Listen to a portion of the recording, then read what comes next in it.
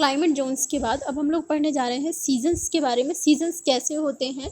As the earth orbit around the sun it remains tilt on its axis due to the tilt at the time of northern hemisphere it is slightly closer to the sun at such time the day are longer and the sun is overhead, hence more light and heat reach this hemisphere, so it has summer. At this time the southern hemisphere is slightly away from the sun and the sun is low in the sky and the days are short and cold.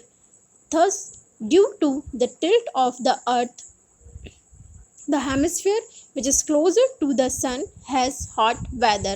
At the same time of the year, the other hemisphere which is slightly away from the sun experiences cold weather. The cycle of change in the weather condition during year is called season. आपने देखा कैसे northern और southern hemisphere में जो सन की condition change होती है उसके अकॉर्डिंग हमारा वेदर चेंज होता है। वेदर चेंज की आप सीधी सी एक कंडीशन समझिए।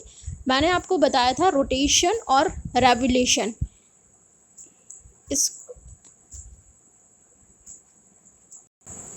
इसको मैंने आपको बताया था। ये फॉर एग्जांपल ये है आपका सन, ये है आपकी अर्थ।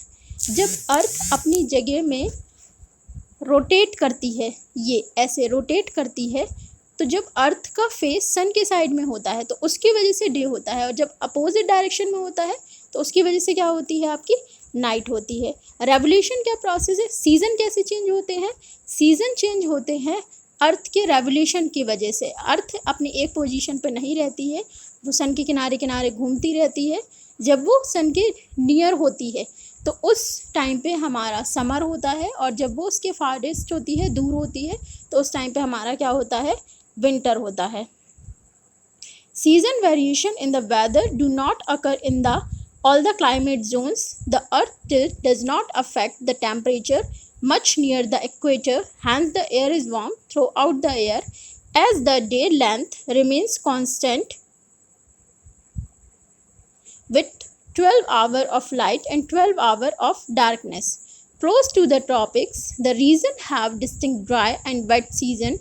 India lies in the region we experience the heavy rains brought the monsoon wind. At the poles of the temperature are always very low. In the summer, the sun never sets and remains in the sky close to the horizon. Thus, the Arctic and Antarctic, the summer have continuous daylight and these months are warmest. Arctic और Antarctic reason में क्या रहता है कि day time में ये सबसे month में बहुत ज़्यादा वार्मेस्ट रहता है, बहुत गर्मी रहती है समर में। In winter, the sun never rises above the horizon and there is continuous night. और विंटर में कंटिन्यूसली यहाँ पे क्या रहती है, नाइट रहती है।